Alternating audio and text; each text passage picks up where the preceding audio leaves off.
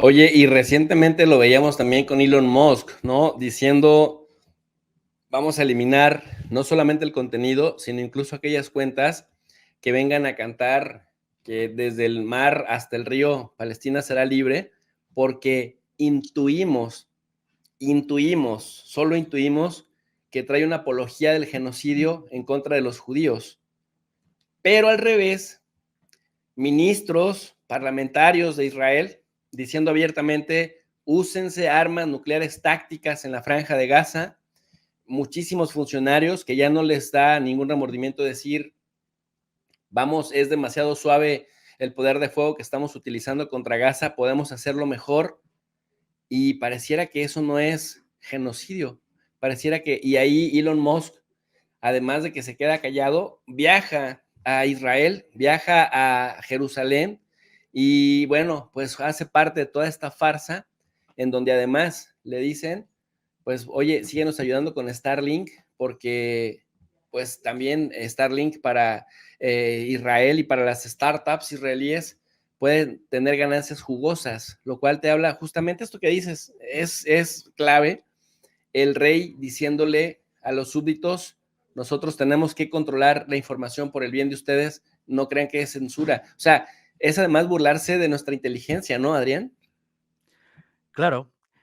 Además, el caso de Elon Musk es muy curioso porque escenifica un poco el temor que tienen estos individuos que dominan nuestras sociedades, estas élites políticas y económicas que son parte del mismo contubernio. Y es que, si bien yo critico a Elon Musk y desde luego que tengo sospechas acerca de sus actuaciones, pero hay que decir que gracias a su llegada a la plataforma hay más libertad de expresión en la plataforma, ¿no? Entonces, si tomamos como ejemplo, si comparamos lo que ocurrió durante la guerra de Rusia, donde se ha expulsado y se ha censurado a personas acusándoles de putinistas y demás, luego el tiempo nos ha dado o les ha dado la razón, ¿no? Si lo comparamos con lo que ha pasado ahora con Palestina, se ve cómo los grandes medios han perdido totalmente el control de la narrativa. Es decir, veíamos cómo salía de Israel propaganda de atrocidad, invenciones sin ningún fundamento, y los propios ciudadanos, los propios periodistas independientes se tiraban al cuello de esa información. Oiga usted, si va a utilizar estos actos para justificar el bombardeo de Gaza, debe usted demostrarme con pruebas lo que dice. Y así, los ciudadanos en Internet, a través de sus likes, sus retweets, sus comentarios, han incidido y al final han hecho mella en eso, en los propios grandes medios que se han tenido que ver obligados a cuestionar cada información que sale de Israel. Eso ha tenido un efecto muy importante en la narrativa con respecto a la guerra, cosa que, por ejemplo, con Rusia no pasaba, ¿no? Y me parece un punto muy importante.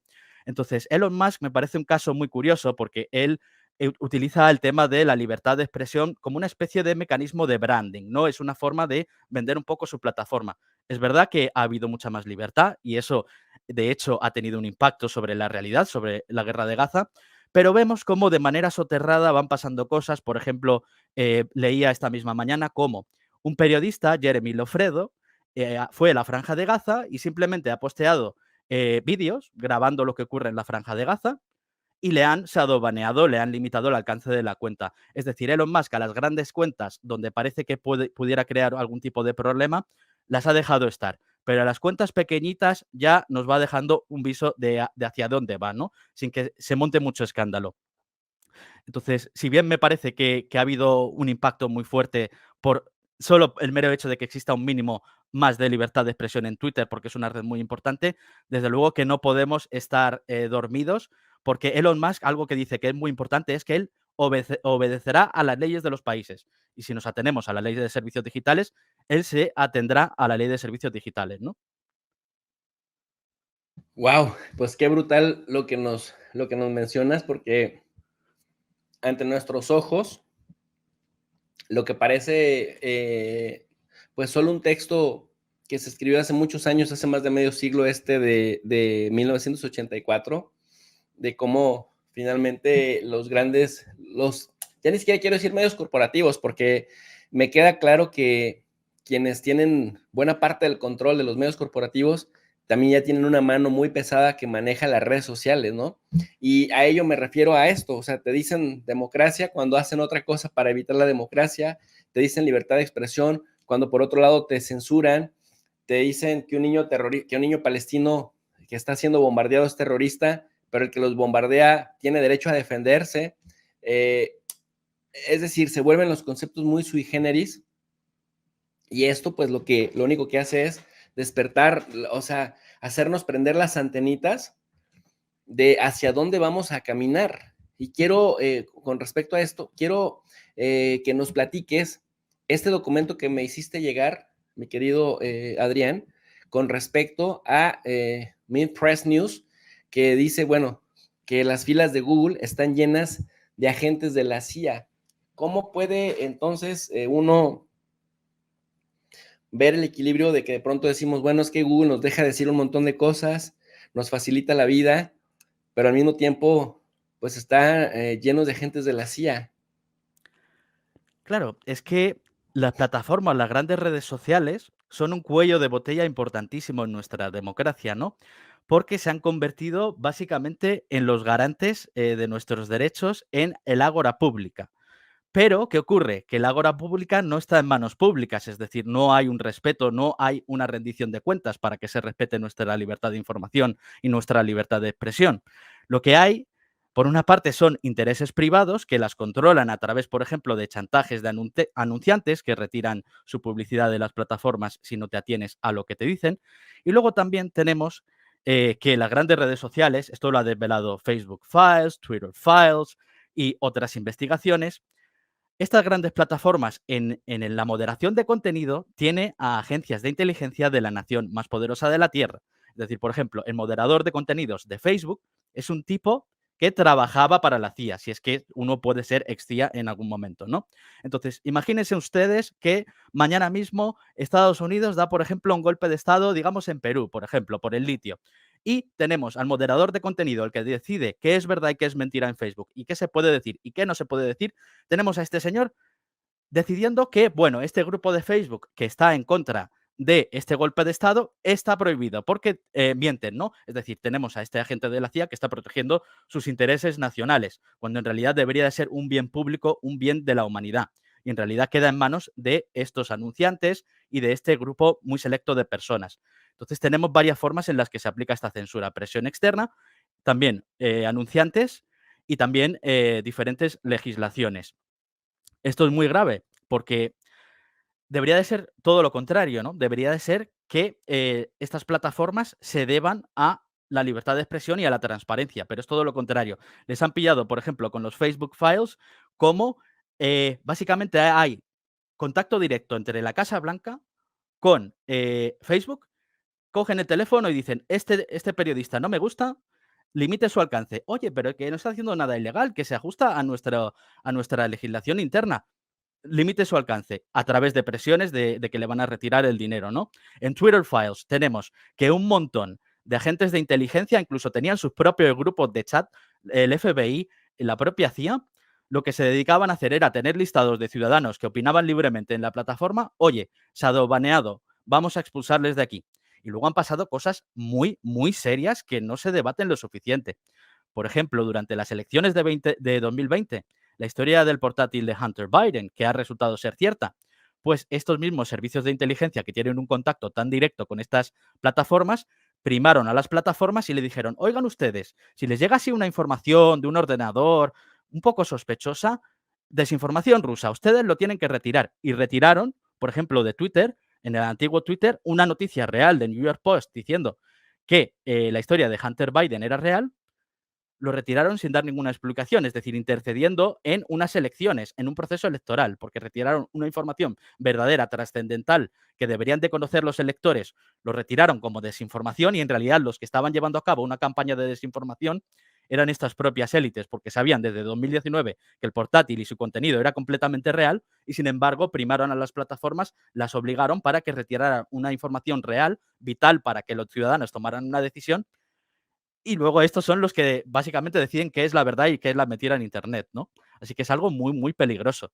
Vemos aquí cómo manejan, han salido un montón de informaciones de cómo manejan desde dentro de las propias plataformas e incluso desde cómo se organizan desde estas agencias de inteligencia, contratistas de defensa, para crear, por ejemplo, ejércitos de bots para manipular la opinión. Ya no es solo que te silencien y que te censuren, sino que de hecho crean ejércitos de bots para condicionar y manipular el discurso público, ¿no? Que es también gravísimo. Hay muchísima información al respecto, es muy serio.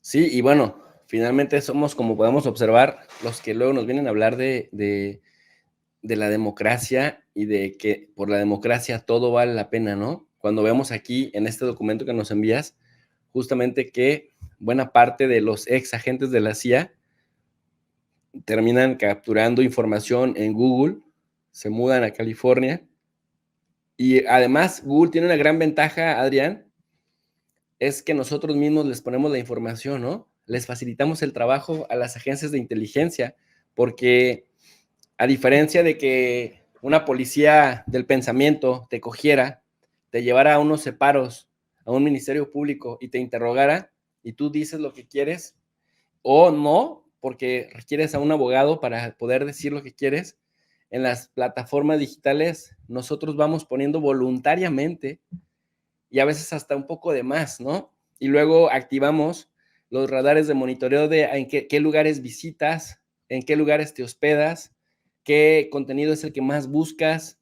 Es decir, es muy fácil y creo que es lo que le ha facilitado también las aplicaciones de inteligencia artificial, cómo monitorearte, porque uno mismo les vas entregando como el perfil, no solamente de tu nombre y de tu dirección. A mí yo me reía mucho de unos compañeros acá en el Colegio de México, que es muy prestigioso en México, que según esto no tenían cuenta de Facebook o la tenían con una foto falsa y lo tenían con un nombre raro porque no querían que las agencias de inteligencia de Estados Unidos los identificaran. Y tú dices, bueno, a ver, desde que te haces una cuenta para poder siquiera accesar a estos programas de software y vas buscando, le vas diciendo a las redes quién eres. Por más que quieras fingir o mentir, cuando monitorean qué lugares visitas, qué tipo de comida pides en las aplicaciones, cuáles son, digamos, las tiendas que más frecuentas, el tipo de contenido que vigilas, pues no necesitas decir ya gran cosa, ¿no? O sea, finalmente les vas ayudando a estos ex analistas de la CIA a que capturen tus datos o a que nada más le den un perfil o les ayudas a que te lean mejor el tipo de perfil que tienes, ¿no? Eso incluso presumía Mark Zuckerberg. Tenéis un texto suyo de hace un montón de años que decía, mira, tengo un montón de información de personas de las universidades y me la dan a mí. Y decían, oye, ¿y cómo lo has conseguido? Pues tengo esta página que se llama Facebook, ¿no? Y eso es así, es decir, Internet es una herramienta. Y como tal, puede ser una herramienta de liberación donde todo el mundo puede acceder a la agora pública, donde se democratice el acceso a la información y también la libertad de expresión, o puede ser utilizada como una herramienta de vigilancia y de control, que es hacia donde tiende ahora mismo. Porque si nos damos cuenta, solo hay que ver también cómo se manejan las televisiones, ¿no? En esa publicación que usted compartía, aparecía un agente de la CIA que hablaba de la operación Mockingbird, creo que se llamaba, que es como colocaban noticias falsas de la CIA y colocaban a periodistas de la CIA o les pasaban información para que los publicaran los grandes medios. Ahora mismo, aparte de que eso suceda, ¿no? Ya el espionaje ya siquiera es necesario, ¿no? Porque tú pones a tus agentes a controlar la moderación de contenidos, pones a los intereses privados a controlar la moderación de contenido y además sabes absolutamente todo lo que hace la gente, ¿no? Entonces, en un principio, esto empezó pues desde la época de la guerra contra el terrorismo de Bush y de Obama, cómo expandieron el Patriot Act, lo expandió Obama, que se trataba de coger toda la información del mundo, ¿no? Primero cogemos toda la información, vemos lo que está haciendo todo el mundo. Luego eso llegó ya a un punto de, vale, tenemos mucha información, podemos saber lo que hace todo el mundo, incluso si usted recuerda, espiaban a líderes nacionales, como a Merkel, le espiaban el móvil y de todo, ¿no? En esto que desveló Edward Snowden. Pero ya hemos pasado a la siguiente fase. Primero recopilamos información cuando Internet estaba prácticamente en pañales y ahora vamos a la siguiente fase de aplicar esta lucha contra agentes externos. Vamos a empezar a aplicarlo internamente, a aplicarlo contra nuestros propios ciudadanos, ¿no? Que es un poco de lo que se trata ahora. Eh, entonces, eso con la excusa de, por ejemplo, Russiagate, esto todo viene de Estados Unidos también, ¿no? Como la guerra de la desinformación y tal. El tema de Russiagate, el tema de cómo empezaron a decir que las elecciones de Trump, que él había ganado las elecciones porque había bots rusos, era como el macartismo. El macartismo dijo, hay una serie de senadores, hay una serie de personas en el Departamento de Estado que son comunistas. Luego al final era totalmente falso, ¿no? Pues aplicaron la misma norma. Dijeron, vale, para empezar a aplicar estas normas, esta vigilancia y este control del discurso público, tenemos que buscar un enemigo interno. Entonces vamos a decir que han sido los rusos, que hay rusos en todas partes manipulándonos. Luego han salido la lista de bots rusos y de manipuladores rusos y resulta que eran ciudadanos normales y corrientes, pero el daño ya estaba hecho, ya empezaron a controlar más el discurso público. También criminalizando, por ejemplo, al Partido Republicano, que si bien uno pudiera denostar más o menos la figura de Trump, pero decir que un 30% de tu población son poco menos que terroristas, que criminales, y por eso tienes que manejar lo que dicen o no dicen en Internet, es el primer paso para empezar a controlar a todo el mundo, ¿no? Aquello de primero vinieron a por los judíos, luego, y ya se ha visto cómo se han montado una serie de estructuras y una serie de dinámicas, que además es muy interesante, y ya con esto cierro, y es que es muy curioso quien nos dice que hay mucha desinformación, ¿no? Salió hace poco un estudio que decía que es que en Twitter hay demasiada desinformación desde la llegada de Elon Musk. Y claro, en los medios te lo presentan como un estudio académico, serio, bien reputado, ¿no? Luego te pones a investigar quién ha financiado esto y dices, oye, que lo ha financiado el milmillonario Pierre Omidyar, ¿no? Es un señor que tiene sus tentáculos en la industria armamentística, es decir, se beneficia de que se mienta a favor de la guerra. Así que tenemos a este señor que exporta armas, que toman vidas de personas inocentes, diciendo que los ciudadanos opinamos mal en Internet. Me imagino qué interés tendrá en intentar controlar la narrativa y el discurso en Internet, ¿no? Pues esto es un poco de lo que se trata. Mientras por un lado te van diciendo, ese es antidemocrático, aquel de ella es un peligro para ti, aquellos son propagandistas, no te vamos a permitir leerlo para que no te contamines. Es como regresarnos a una época de hace 100 años, ¿no? A la época de los reinos y los vasallos, que de alguna manera pues nos siguen llevando a esas estructuras. Diría que esta es la lucha más importante de nuestra era y que tenemos que empezar a organizarnos. Yo hago un llamamiento a todos los ciudadanos que sepan ver más allá de lo que dicen. Cuando dicen desinformación, eh, sabed que es un eufemismo. En lo que en realidad están diciendo es una guerra contra la información verdadera, la información legítima. Es un control de la narrativa lo que pretenden hacer. Entonces debemos empezar a organizarnos. Yo hago un llamamiento a abogados, a personas que entiendan de legislación, a personas que quieran defender los derechos humanos fundamentales.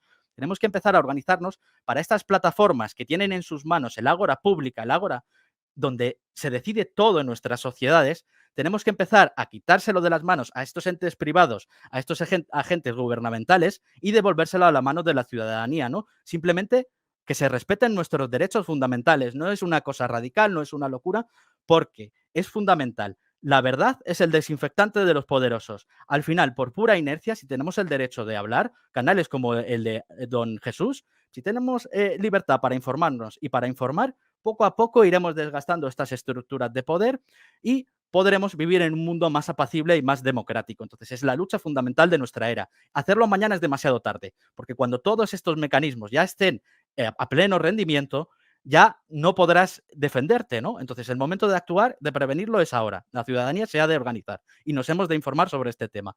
Y muchas gracias por dejarme hacer este apunte final que me parece muy importante, ¿no? Pues claro, por supuesto, porque tenemos que ir como coordinando las piezas que parece que habían quedado sueltas.